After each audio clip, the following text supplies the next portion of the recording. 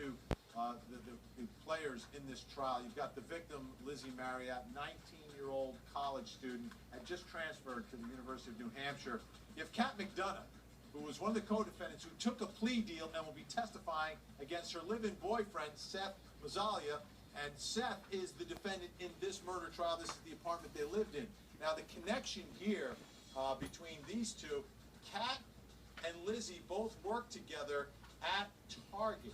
They worked together at the Target store, so that's how they met and how they all got involved with one another. Beyond that, you've got a story, and really two different stories. One story that involves this man raping and murdering this woman.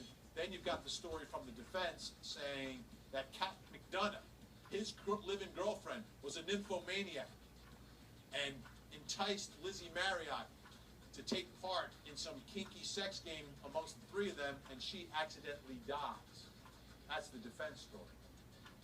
Opening statements began today. Let me bring in Cherie Ruiz, trial reporter, joining us via Skype. Cherie, great to see you. Thanks so much. Thank you. Thanks for having me. All right, opening statements today. What is the story that the defense is telling inside that courtroom?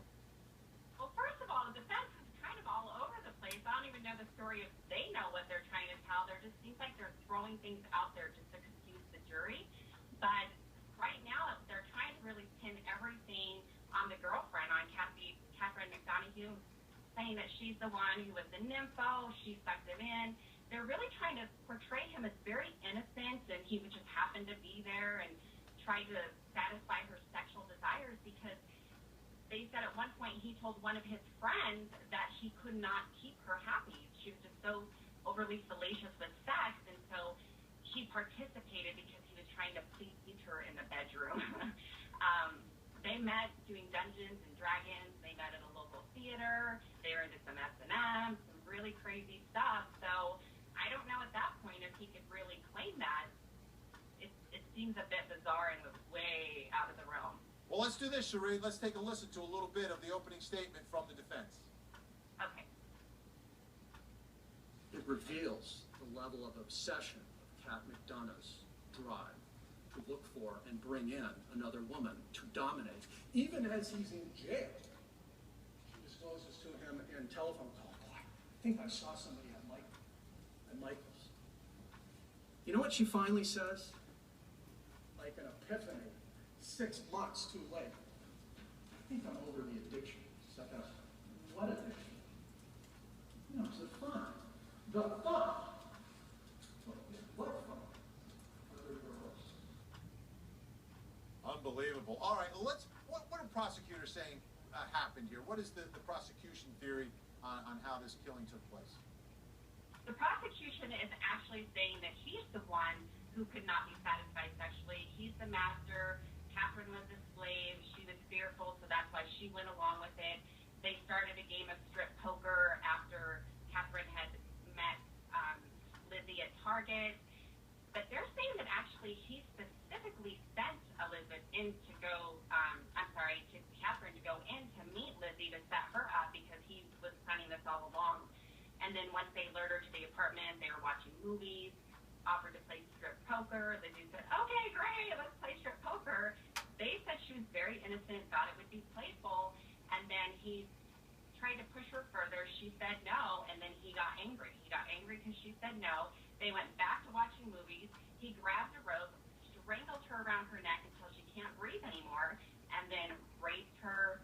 And from there, they take her to the river. First of all, they wrap her in a tarp, put her in a suitcase, and then they get over to this cliff, and they take her out of the suitcase, drag her up the hill, over to the river, and push her into the river. She doesn't go in initially, so they got to give her an extra push. It's awful, it's graphic, and what they did to her. So they're saying that he's the one who was the leader of everything, and that, the girlfriend was afraid, and she just went along because she thought he was going to hurt her. Now, Cherie, I think it's a tough case for prosecutors, though, because on the one hand, Lizzie Marriott's body, her remains have never been recovered, so they don't have that physical evidence. They're going to rely a lot on Kat McDonough and she got a deal, and the defense is just going to point the finger at her.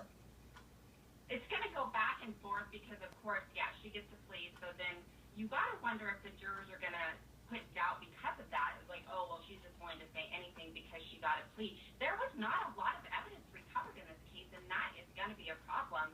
They found a used condom, a sweatshirt, and, you know, a few other things. There was one fingerprint on her car. He did a really good job wiping the fingerprints off, trying to cover things up, destroying cell phones, not realizing that it's still data that can be retrieved. Those text messages, I do believe, are going to be important to the case, but it does make it tougher because I wonder if the jurors are going to look at Lizzie and her participation, and maybe she had a dark side to her that people didn't realize, and maybe that could possibly take them and create some doubt. All right, we're just beginning opening statements again today. And as the defense points the finger at Seth Mazzagno's girlfriend, are they saying she's crazy too? That testimony next, plus breaking news in the Aaron Hernandez case. Former NFL star was in court just a short time ago to enter a plea on double homicide charges. You saw it, we've got the latest.